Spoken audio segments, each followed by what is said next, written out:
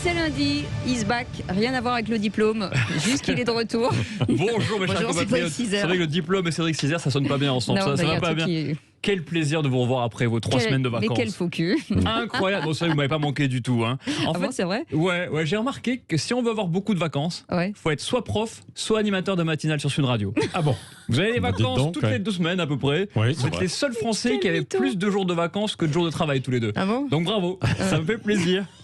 Et comme d'hab, si, arrêtez. Qu'est-ce qu'il ne faut pas Richard, entendre? on annule la séquence, on passe au suivant. Non mais j'ai la rage parce que comme d'hab, vous partez tous les deux en vacances et on n'emmène pas le petit. On dit allez lui, on s'en fout, on devait partir tous les 3 aux Seychelles. On vous a laissé, à la crèche. Avec des babysitters. On devait partir avec tous des les 3. babysitteuses aussi. gentils. Effectivement. Et là, j'ai attendu à la gare pendant 2 jours. On devait partir aux Seychelles tous les 3 et hop, pas du tout. Vous êtes partis tous les deux. Alors ils ont été formidables. Aux Seychelles, oui, c'est ça. c'est ça. Vous êtes tout noirs, vous êtes magnifiques. Franchement, c'est incroyable. Dehors.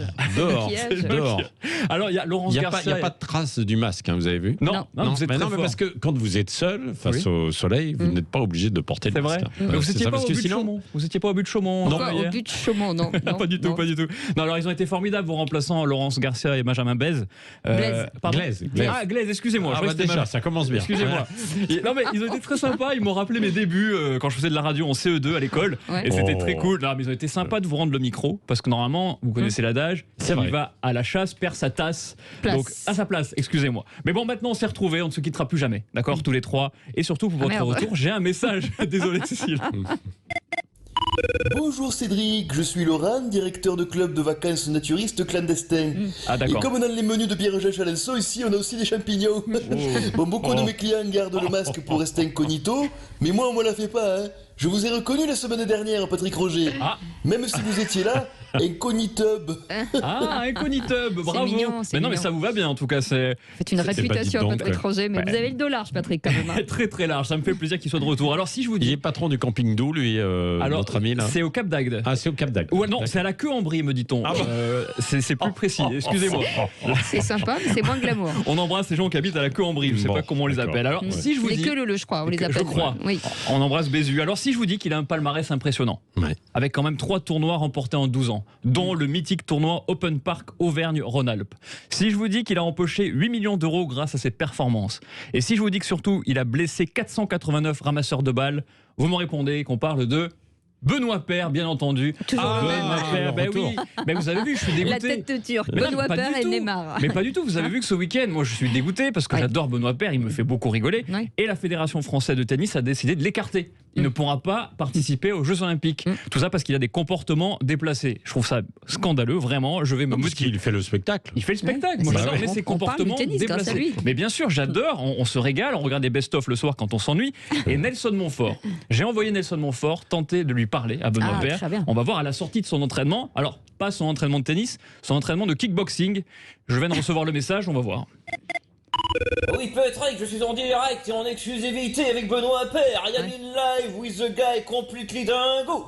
Benoît, quelle est votre réaction à votre expulsion des JO? What is your reaction to the sub? Benoît, do you have the balls? Are you dégoûted? Comment va votre chat? How is your pussy?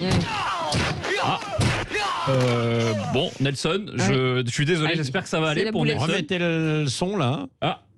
Le son.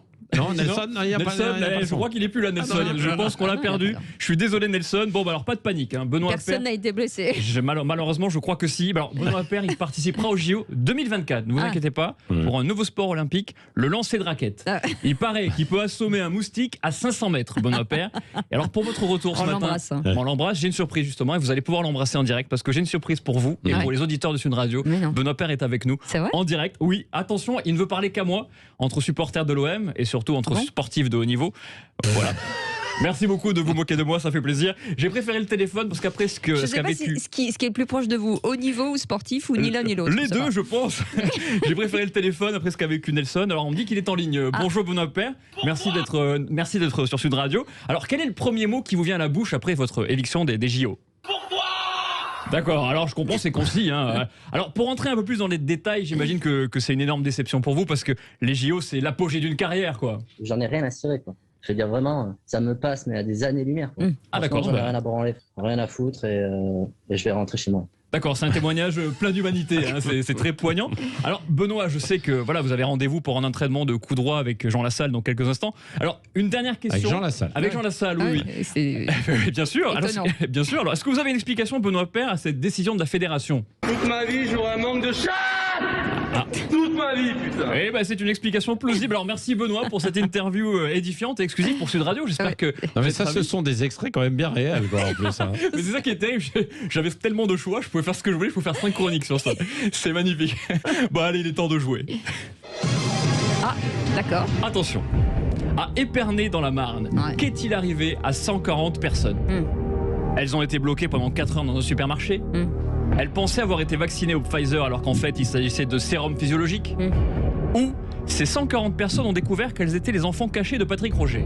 Ah, ça pourrait être les 3, mais moi je dirais la 2 quand même. La 2, ben oui, vous avez vu cette du histoire. sérum physiologique à la place du Pfizer. Mais quelle belle histoire quand même, à la française. 140 personnes se sont fait vacciner avec du sérum physiologique alors qu'elles pensaient que c'était du Pfizer. Voilà. Alors le sérum physiologique, c'est ce qu'on utilise notamment pour nettoyer les yeux des bébés, les nez des bébés, c'est de l'eau salée quoi. Heureusement que c'est pas arrivé à Gérard Depardieu parce qu'il est allergique à l'eau. Et un auditeur réagit, bien entendu. Bonjour Cédric, c'est André, je suis informaticien. Oui, je forme les chiens Word et Excel. Ah, c'est bien. Bon, je vois qu'à Épernay, 120 personnes ont été vaccinées en croyant que c'était du Pfizer, alors qu'en fait, c'était du sérum physiologique. Heureusement que c'est pas mortel, hein. Ah ben, on est passé pas loin du drame. Ah, ça aurait pu être pire, elles auraient pu recevoir une seringue d'AstraZeneca. Ça aurait été une catastrophe. Ça continue. Bien sûr, ça continue. Alors, c'est vrai qu'on peut se tromper de produit sur un patient à la limite, mais pas sur 140 patients d'affilée. C'est exceptionnel, comme dirait l'autre. On change pas une équipe qui gagne, c'est comme 140, ça. vous vous rendez compte, c'est comme si tu mettais 140 fois du gasoil alors que ta voiture, elle est voiture essence. C'est incroyable. T'as pas compris, tu recommences en fait. Mais je trouve ça fou et je voudrais avoir une pensée pour ceux qui ont pris, du coup, le Pfizer pour se nettoyer les yeux. Parce qu'il y a eu une inversion. Mais forcément, il y a eu une inversion, les pauvres gens. Alors je pense qu'aujourd'hui. Mais bien sûr, moi je pense que ils ont tous des lunettes de soleil là aujourd'hui parce qu'ils voient plus rien. Ils voient plus rien. Et une canne. Ils ont une canne aussi. Non, ça va pas jusque là, mais ils sont éblouis. Je pense qu'ils sont éblouis. Voilà, ils voient même pas comme vous êtes bien bronzés tous les deux. Alors à Épernay, tu y vas pour te faire enlever les dents de sagesse. Au final, tu te réveilles, ils t'ont enlevé toutes les dents, sauf les dents de sagesse. C'est ça qui est très fort. Mais vous allez nous fâcher avec tout le monde comme ça tous les jours. Oui, vous m'avez manqué, donc du coup je me rattrape. Et pour finir, on va se fâcher avec Jean Castex, bien sûr, parce que vous savez que voilà, il nous laisse toujours un petit message. On s'adore, on s'est écrit pendant que vous étiez aux Maldives, il voulait partir avec vous. Alors lui, on aurait aimé. C'était les Seychelles tout à l'heure. C'est passé en Maldives, on a passé par le Cap d'Agde et maintenant. Et on va finir à Clichy-la-Garenne. Et tout ça en une semaine, mais c'est fou. Vous êtes très fort. Alors c'est vrai que Jean Castex, il nous a dit que possiblement, éventuellement, ou on pouvait éventuellement avoir l'espoir de réouverture des lieux qui nous manquent depuis 1 an. C'est très hypothétique. C'est très hypothétique, c'est au conditionnel mi-mai. Alors il a choisi Sud Radio pour s'exprimer comme Benoît Paire. Eh bien allons-y, partons à Matignon. Que de la star ce matin. Ah oui.